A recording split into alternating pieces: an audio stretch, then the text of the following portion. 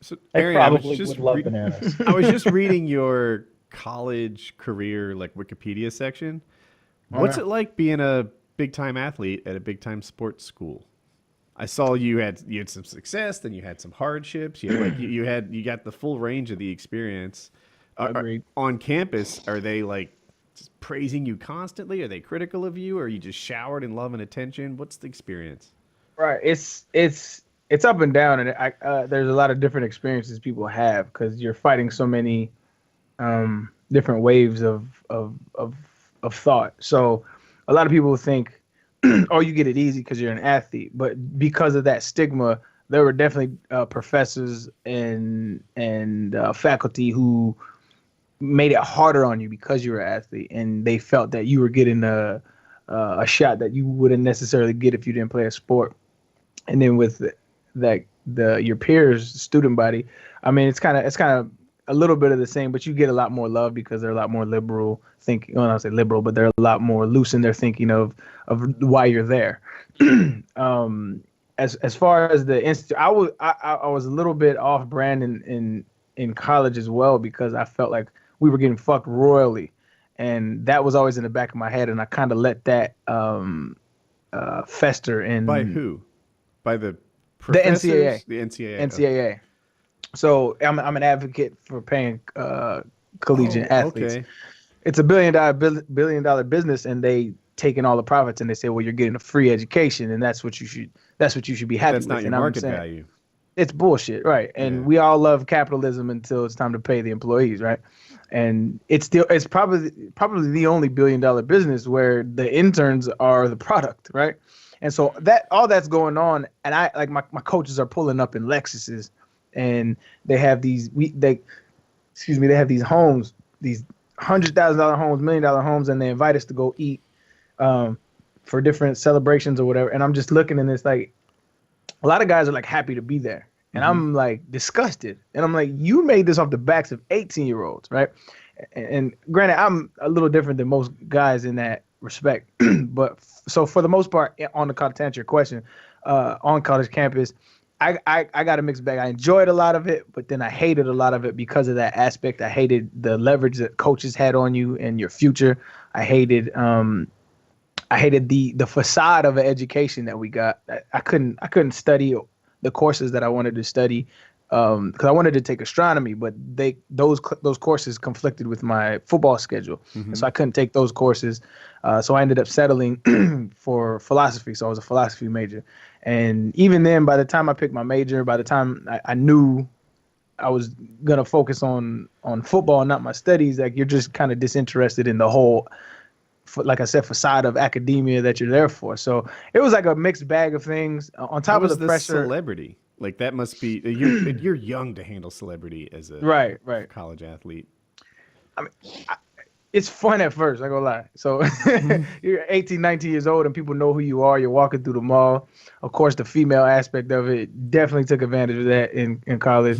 Um, didn't get herpes. Think. But it's something that if you're not grounded, it can get the best of you. And I saw it get the best of some guys to where they really start believing the hype. I always knew it was a facade because like you don't really like me. You just like the way I run around, and it's very Yeah, fickle. if I I weren't knew good it. at this game, you wouldn't know who I was or care. Yeah, and I knew that, but I took advantage of the opportunities that I had because of it. But I just knew it wasn't there was no longevity in it. The fame was gonna fizzle out eventually. So What's the fix for NCAA then? Like, I mean, I've never heard anything about them actually paying students, so I doubt that's on the horizon. But what is the fix in your mind to make it more fair? I think you pay the athletes, and I think there's economists and scholars who can argue back and forth on how we distribute the wealth fairly. But there definitely has to be a system set up where those kids are getting paid somehow. And if not, like if you look at if say whoever the most popular college kid, and I think Baker Mayfield just won the Heisman Trophy. And this is really the first year I've ever watched college. Not ever, but I've watched college football since I've been in the league. I just kind of started being a fan of football again this year. But Baker Mayfield he won the Heisman Trophy, I believe. But if he wanted to go and he's in college, he wanted to go get $30 per signature. If somebody wanted to pay him $30 to sign a football helmet, he couldn't do that. That's breaking NCAA rules, and they're going to revoke his rights to play in the NCAA. Like, that's bullshit. You're actually taking away his constitutional rights for this amateurism clause that you made. Like, why are they amateurs? Because we don't pay them. Why don't we pay them? Because they're amateurs. It's this circular reasoning that they use, which just has no logic and no weight, and it's branding. People buy it because that's just what they've been told for years. But it's tricky though, right? That would impact recruiting in a big way. Like say I'm at a well-funded school like Tennessee, Suddenly it's like, you come here, I'll get you a summer job at a car dealership that you don't have to go to that pays $250,000 a summer. and now that's the way you recruit players, by paying them in sneaky ways through boosters and such. And I guess what's the harm? I don't know. It's not sneaky though. It's only sneaky because you've been sold that bill of goods that it's illegal to pay athletes. But if it's not sneaky, if when I came out in the NFL, I lead the NFL in rushing, then I go sign a shoe deal for $200,000, right? Mm-hmm. So if I have $200,000, you don't find that sneaky, but you find it sneaky for a college athlete to do it, only because they've set up those rules. It's not sneaky at all. It's capitalism, and that's why I always tell people, either you like capitalism and the system we live in, or you don't. It doesn't matter how old these kids are. Like, if I was to work out at Wendy's at a high school and those kids weren't getting paid for their jobs, you'd have an issue with that. But because these kids are college athletes, people have issues with that. I hear you. Yeah, I wish I hadn't chosen that adjective. It would change college sports a lot. It would. Definitely a way the bigger would get bigger, right? The people who have the boosters now would be the successful ones. It'd be worse than the NBA, and parity would be totally gone, right? Like this year, UCF has this oddball shot to go undefeated and have a really good season and crown themselves unofficial national champs or whatever. UCF wouldn't have a shot because all those players would go to USC and I don't know, the states with them, Alabama and LSU, and the place with these giant boosters. No one would go to UCF.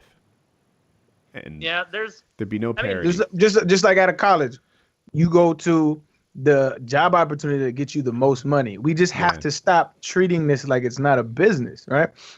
You have no problem with the IT guy coming out of a major engineering school or whatever and going to Apple or going to Google. That's what the best jobs are. So what's wrong with the kid going to USC because he's going to get $200,000 on the side of him playing football? I'm not coming at it from like a good versus bad, more of I kind of like sports parity a little bit, like the NBA has ways that like the worst team gets the best chance at a good draft pick.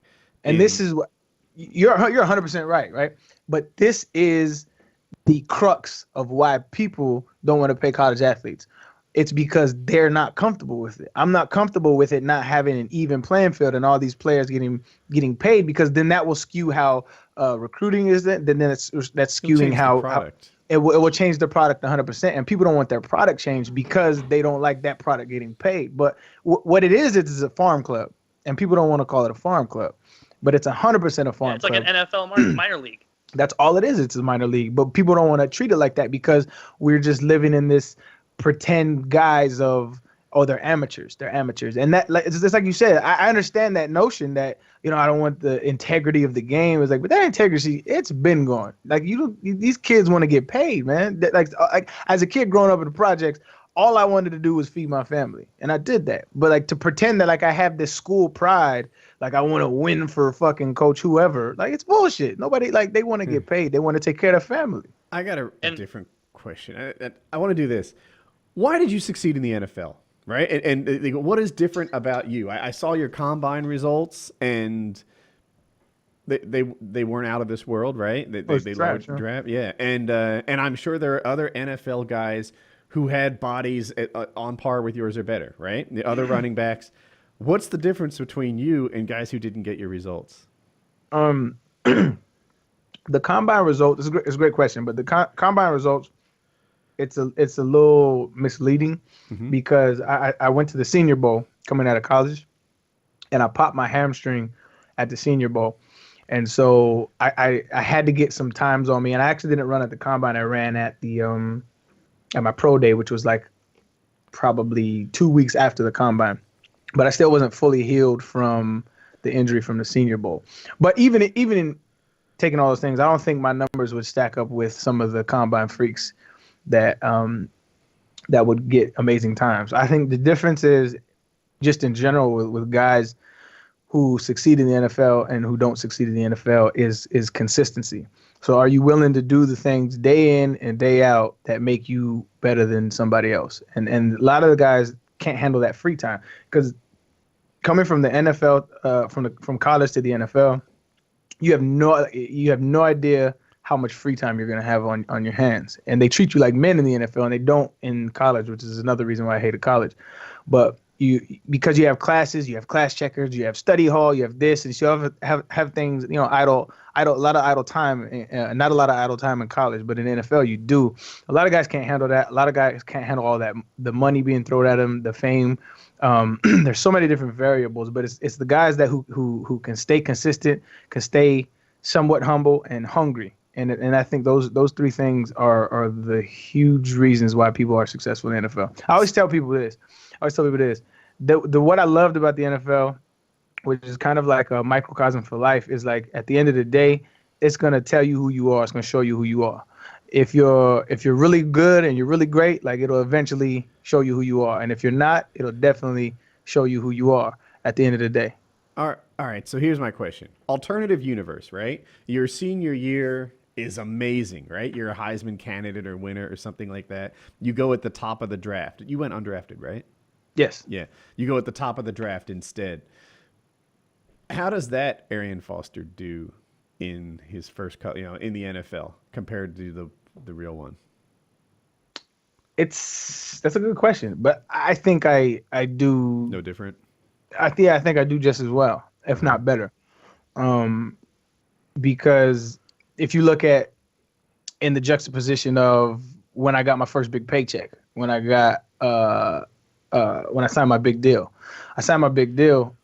And then that next season I went to the Pro Bowl. The next season I got hurt, but the season right after that I went to the Pro Bowl again. So I think